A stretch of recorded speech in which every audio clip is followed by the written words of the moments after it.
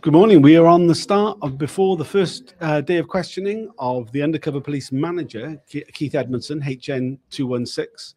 He was the detective chief inspector of the unit in the 90s. I'm joined with Donald O'Driscoll from the Undercover Research Group. What can we expect to hear from old Keith then?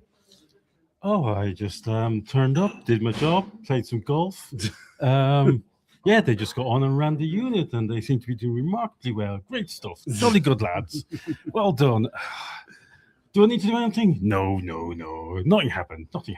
Yeah, I mean, it appeared like he had very much let the boys play. Yeah, and he liked the boys club. Right, he's part of the boys club. He was supposed to be an undercover himself back in the day. Okay. Except he had a bit of a sexual indiscretion. Right. And they didn't actually let him become an undercover.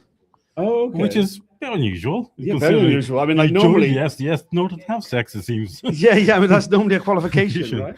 But they let him back in as a manager. He was him and Bob Lambert. Bob Lambert.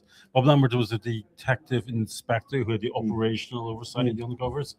And Edmondson was the detective chief inspector, the nominal head of the unit. It's quite clear that Lambert ran the show. Edmondson simply yes man, rubber stamp, whatever, hands off.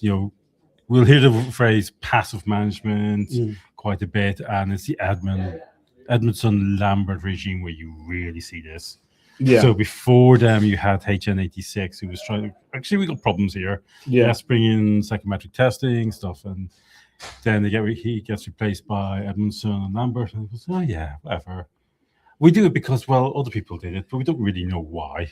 Right. Yeah. It's I kind of really feel like these are a bit of like the Lennon and McCartney of the Spy Cops. These were the main two songwriters at its period when it was the most out of control.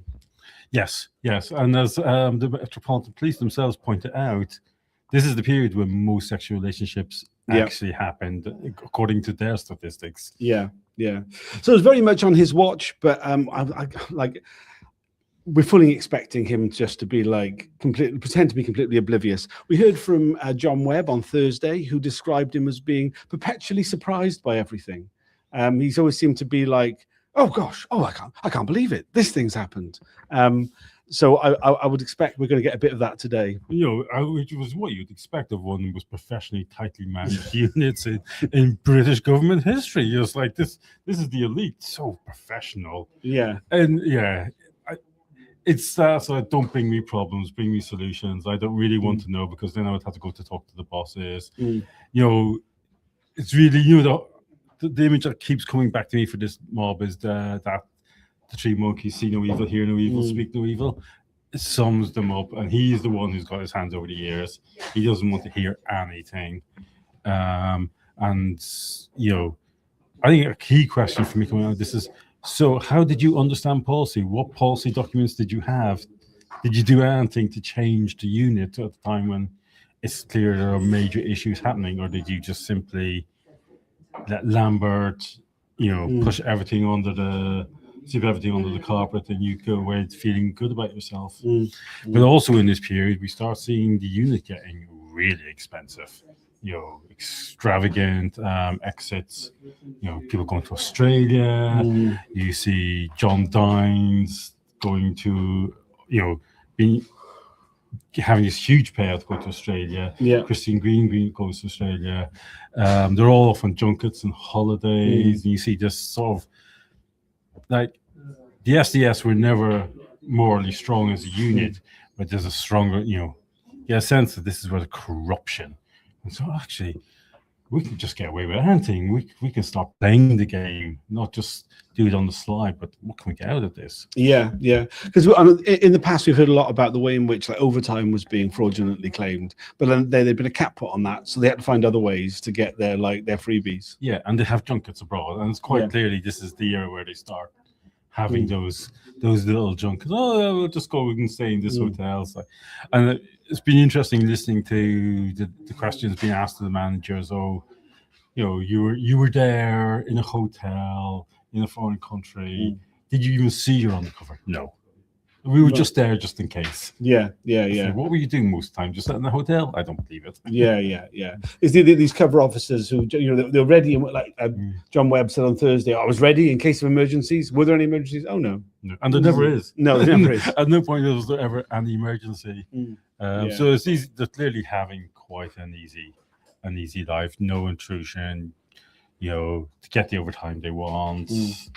You know, write reports. Nobody's even paying that much attention to the reports. But it's also in this era, you know, that we've got Jim Boyling helping to organise June the 18th. Yes, absolutely. Yeah. Know, and they're taking on huge roles of responsibility.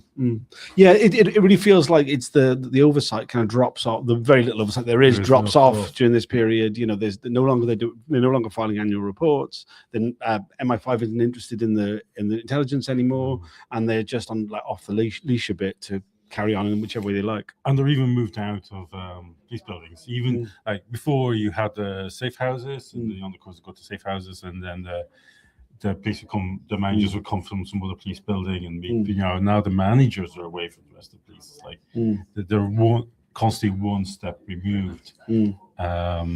And yeah, you got feeling they're further and further away from policing. Yeah.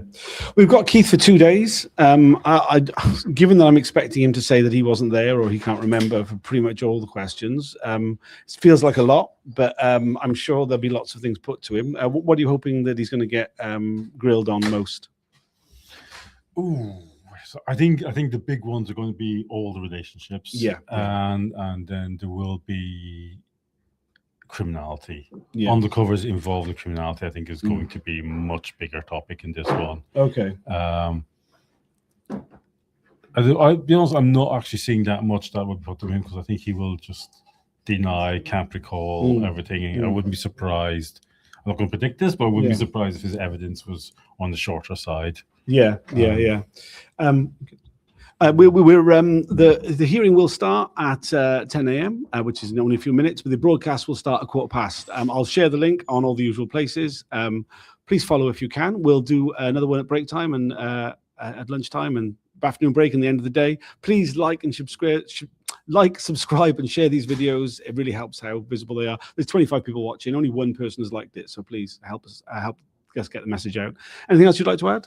Not at the moment. Right on. Thanks for joining us. See you all again in a bit.